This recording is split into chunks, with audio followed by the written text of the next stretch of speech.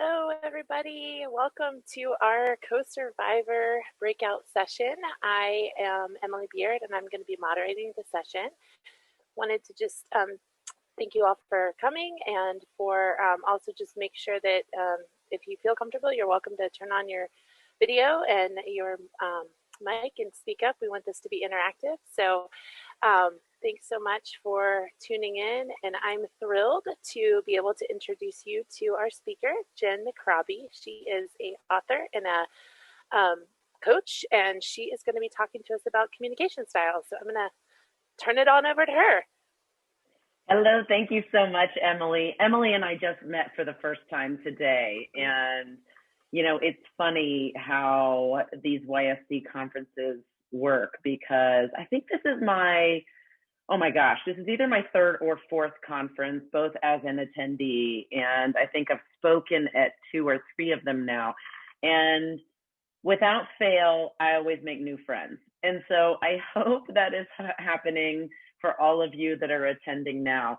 Now, just from a housekeeping perspective, I do hope that we'll be interactive here as I'm discussing communication styles and talking specifically from the co-survivor standpoint.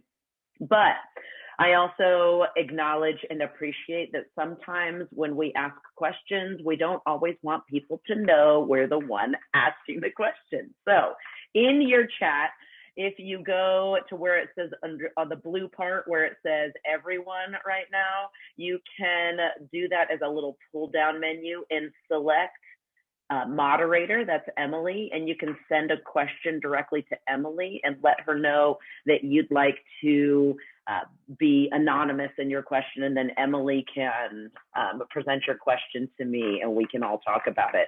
So if that is a thing for you, then please feel welcome to ask your questions. You also can just ask your questions outright in the chat or directly to me if you don't want to be outed. So directly to Emily, directly to me, or in the chat in general. Let's get started. Now, communication style.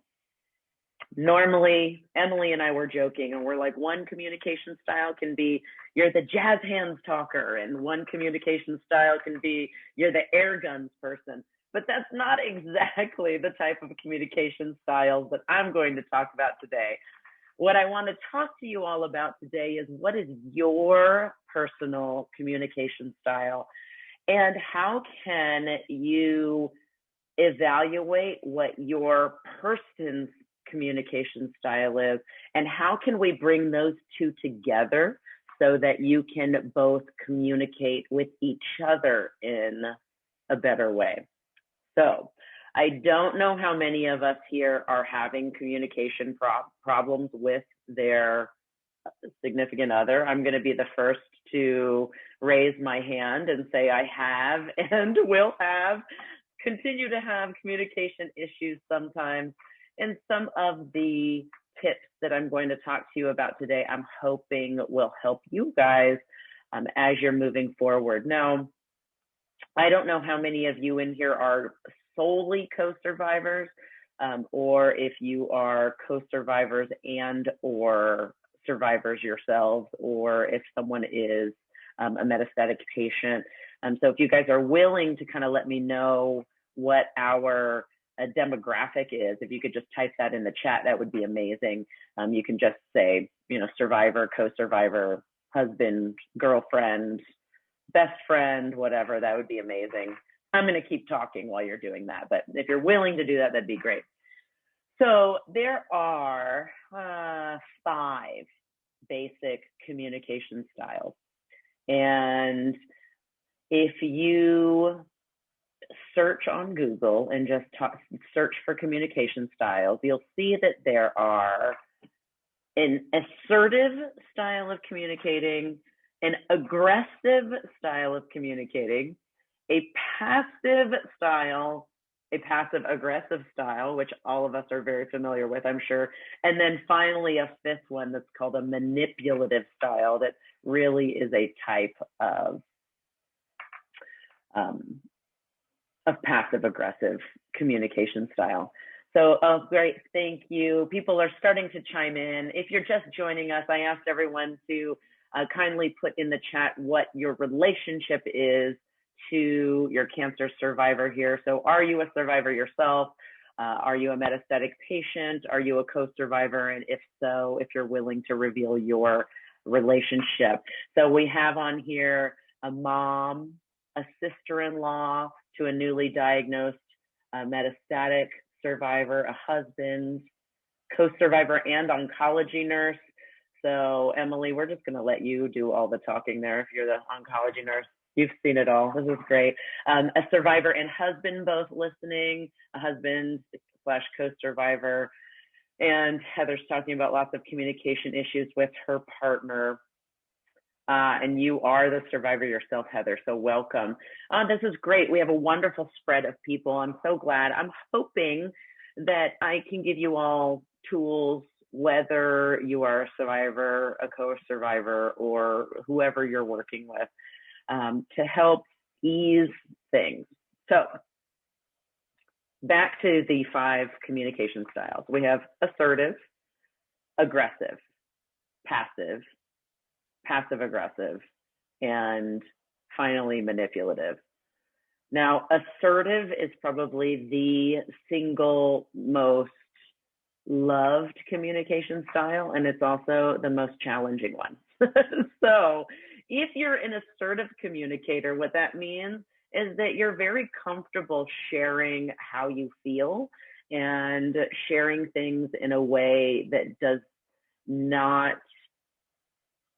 interject your own emotional feelings on the other person. So I don't know about you guys. I am an assertive communicator in the workplace, but at home, no way am I an assertive communicator, or I try to be, but I'm not always the greatest at that. Aggressive communicators, in short, those are the people that make you feel really bad about yourself, the gaslighters, the ones that are very sort of angry communicators. A passive communicator is someone who just tells you whatever you want, whatever you want to do, that's what we'll do. Passive aggressive, as you know, usually is someone who's the, okay, fine, whatever, but you know it's not fine. And then lastly, a manipulative one is more like an aggressive or passive aggressive. So depending on what your personal communication style is, you may or may not know how to interact with people that are not like you. So for example, an assertive communicator who is a co-survivor may come straight in to their survivor and say, wow, I'm noticing that you're seeming really on edge today. And I'm just trying to figure out like what's going on here because I'm just trying to make dinner. That's an assertive communicator. And then the survivor who is a passive communicator will say, oh, I don't know what you're talking about. I'm fine. There's nothing wrong. There's nothing. I'm fine. I'm fine. I'm fine. How many times have we heard that? Right? So a lot of it, we can hear it in tone. So if you guys have had specific communication issues in regards to that, I'd love to have you just pop them in the chat. We can talk about them specifically. Heather said in there that she's having lots of communication issues with her partner and that her partner is avoidant. So Heather, let's talk about avoidant personality types. So I'm assuming that you would consider yourself to be assertive because you were able to just immediately put in the chat how you're feeling. And that is wonderful. And that can be very, very challenging for a co-survivor. And so for our co-survivors listening, before I continue, I want you to know that you also are allowed to have your own feelings about your partner's diagnosis, treatment, post-diagnosis, and if they're metastatic, the continuing treatment that will happen for the rest of their lives. So I think very often as survivors, so I'm a survivor, I'm almost 8 years post-diagnosis. And it is very easy for the survivor to focus only on themselves. And in fact, the message that survivors are given is that it's really important to focus on yourself when you're in the middle of this, because there's so much going on. And that's a wonderful message, and it's true. And I think most of our co-survivors agree with that. But what is lost in that message is what to do when you're having your own emotions and feelings. And there is something that is called the Convexing Circle. So if you're Jewish, you know what kvetching is. I am not Jewish. I had to read up on it. But it was an LA Times opinion article that was written by a husband and wife team. And essentially what they talked about is that relationships are sort of concentric circles, almost like a dartboard. And the center of the dartboard, so the very red center, is the person that's in a crisis. So that's the person that's really struggling. And in each ring outside of that center is someone who is related to that person in crisis. And the general idea is that for emotional help, that you have to dump out, not in. So in other words, the person in the center, they have, forgive my language, the permission to bitch to anyone that they want to, because they are the one that is in the crisis. Exactly. Caroline is giving me some thumbs up there. Exactly. However, the person that's on the next closest circle, they're probably the person that's going to get the most of that emotive sort of, I call it verbal diarrhea, when we're really upset and we just spit it all out. So that person right there, who is the person closest to you, maybe, yeah, you know that, exactly. That person closest to you is the one that has to hear all of it.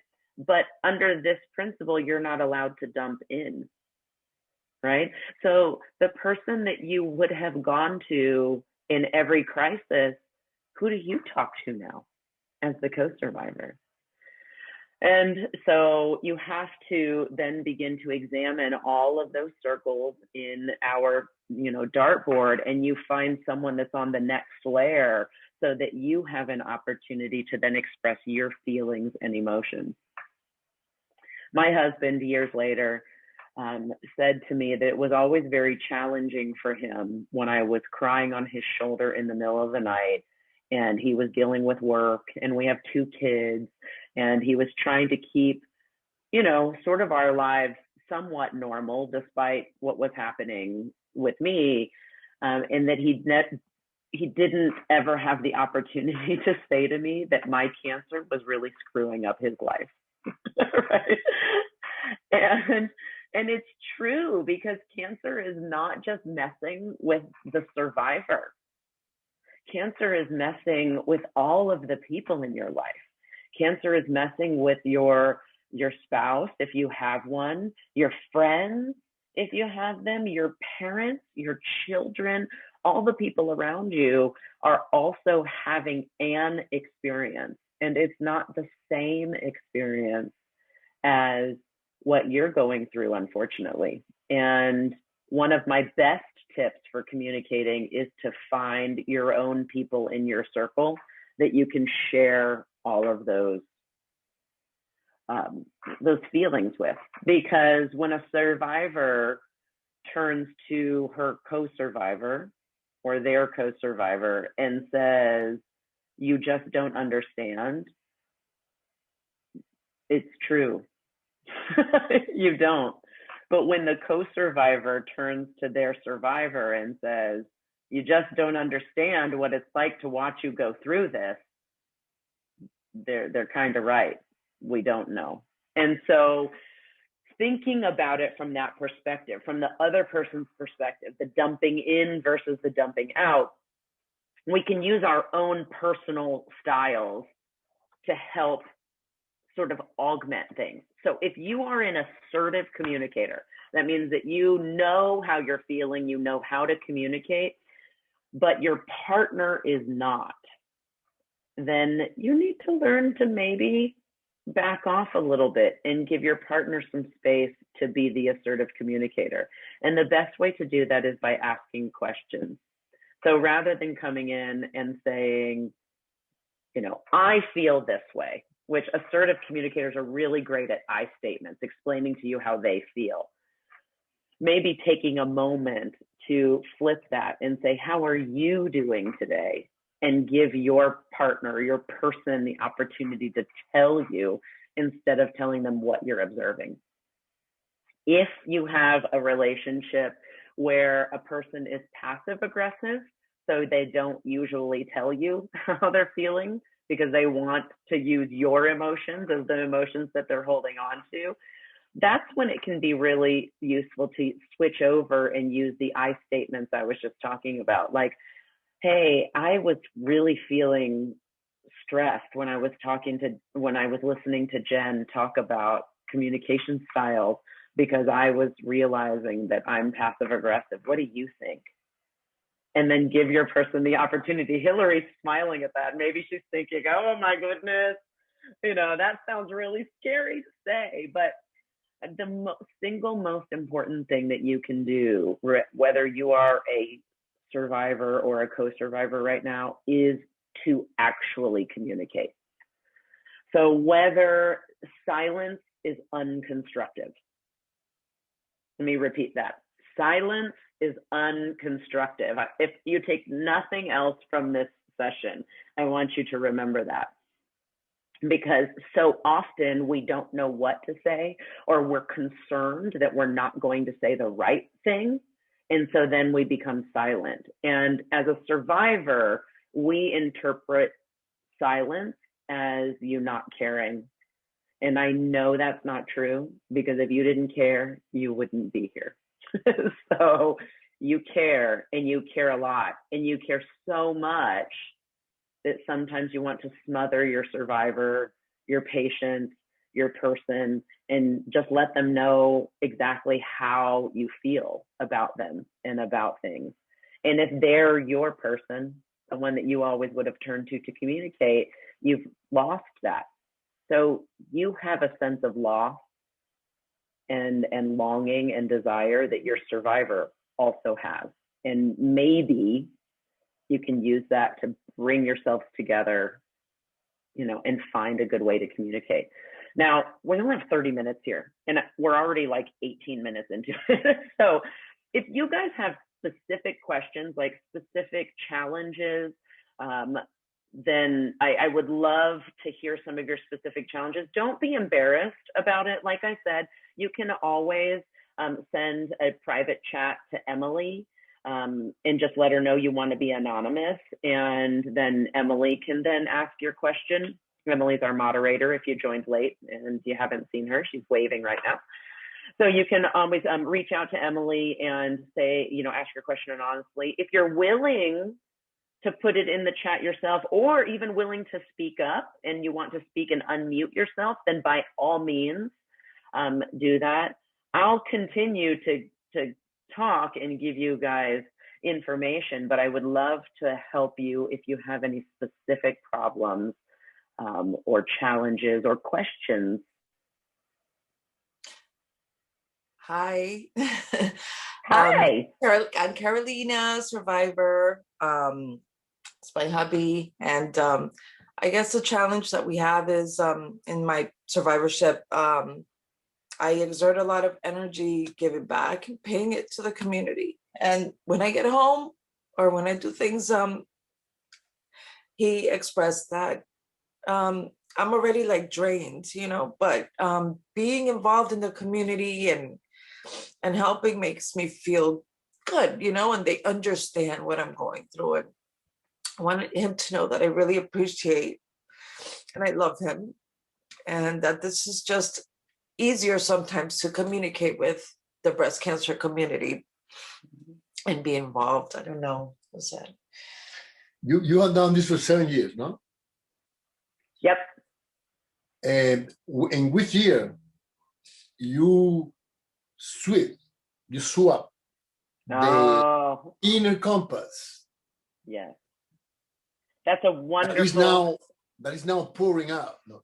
When do you change the from outward to inward, because that's what I see in her is a lot of outward movement, a lot of our outward things, but inward, some build up need to be done from inside. You know what I mean? Yes, I do know exactly. My opinion. No, and thank you both so much for being honest and being willing to speak up about this, because I think it's a very common problem when we're first diagnosed. It's very easy to focus all of our energy outward. You're exactly right, because the energy that we receive back from the community validates all of our feelings. And it's very challenging for co-survivors to validate how we feel because they don't know how we feel. But Carolina, I would encourage you to be willing to share with your husband exactly how you're feeling, the ugly, the good, because a lot of times we want to protect our co-survivor. And so you want to protect him from your tears and your angst and your fear. And he doesn't want you to protect him. He wants to protect you. That's why you entered into this partnership together. And I can't directly answer your question about when that transition happens, unfortunately, because it's different for everyone. And I think as a co-survivor, your biggest challenge is finding a space where you can accept Carolina's need and desire to be surrounded by people that appreciate and understand her journey, but then also cultivate a space for yourself that is for you and Carolina. And Carolina, I would say the same thing to you. Because it's very easy to pour everything out, all of our energy out, and we come home exhausted. But at the end of the day, who's sitting next to you right now? Yeah, that handsome guy right there, right? And it is very easy to forget why we love our partner, because they're constant, right? And our partner is there for us, and we're like, oh, he's always going to be there. But relationships need cultivation. And my husband actually wrote a blog on this. You'll have to search it up. It's Craig McRobbie. And he wrote a blog for YSC, and it's called Just Do Your Thing. And it's meant for co-survivors. And it's meant for co-survivors. And for you two, I would encourage you, go find what your thing is. And that's what will bring you together. So I'll give you a short. Our thing is cooking. So my husband and I always, we love, oh good, Cynthia just dropped the link in the chat. So my husband and I love cooking together. And when I was undergoing treatment, you know, my taste buds were weird and there were things that I didn't want, and I felt terrible and I felt fat and ugly and disgusting and bald. And we would spend time, we would spend a whole week cultivating our Friday night dinners. So we would plan what we were going to do. We would talk about sourcing the ingredients. And it was a moment where we weren't talking or thinking about cancer, where we were concentrating on us, and we were doing something that we both enjoyed together.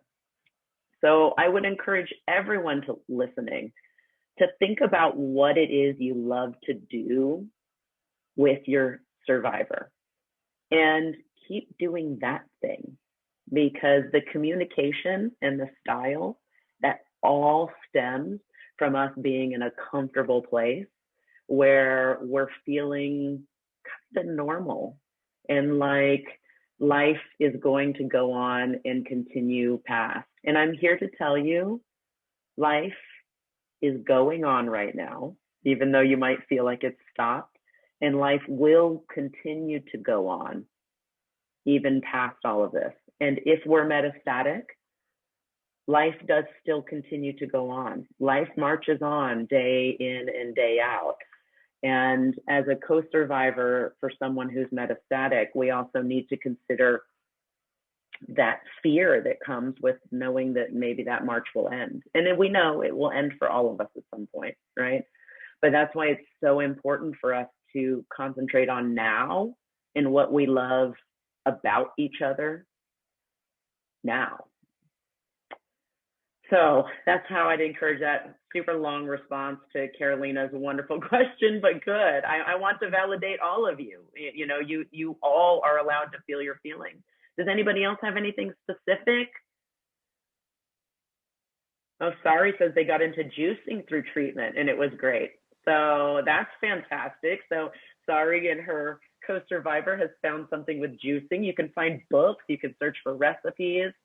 That's a great way to come together. Anything else from anybody? Jen, okay, if it's no.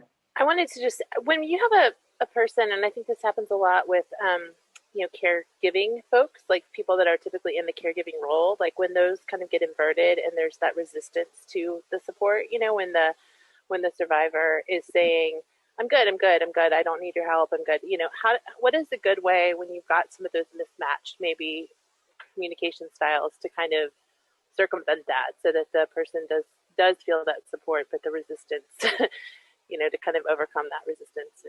Yeah, no, Emily, that's a wonderful question. Thank you. So that is probably one of the most challenging. I never wanted help. I was going to be a warrior and I was going to address this and handle it myself, right? We're nodding our heads, we know, right? But the reality is I needed to be told that my husband needed to help me for himself. So I would encourage the caregiver to say to their survivor or the person they're caring for, look, I need to do something for you. This is how I am coping with this. And I would love your help in finding a way that I can help you that doesn't, you know, stick you in the craw or really annoy you. And again, it comes to having that open communication and really admitting your own faults. And that's scary, guys. But if this person is your person, your child, your partner, your best friend, it's worth the conversation. Thank you. And we only have about 2 more minutes. So I hate to be the bearer of that bad news, but if there's anyone else that has a burning question or comment or wants to share something, now is the time. Do it. And by the way, if before anybody comes in, find me on Instagram. Just search for Jenn McRobbie. You can DM me anything that you need, anything that you think of afterwards. And Keisha dropped a link to my book in the chat also, if you're interested. It really is geared towards co-survivors, but I've gotten a great feedback from survivors that it helps them feel validated too. So those are ways that you can get in touch with me. But anything else to close up, guys? Thank you. Thank you all. I'm sorry we didn't have tons of time here. But again, any of you, please reach out. I'm rooting for you, rooting for your survivor, and we'll get through it all together, team. Thank you so much. Thank you. Thanks, Jen. Thank you.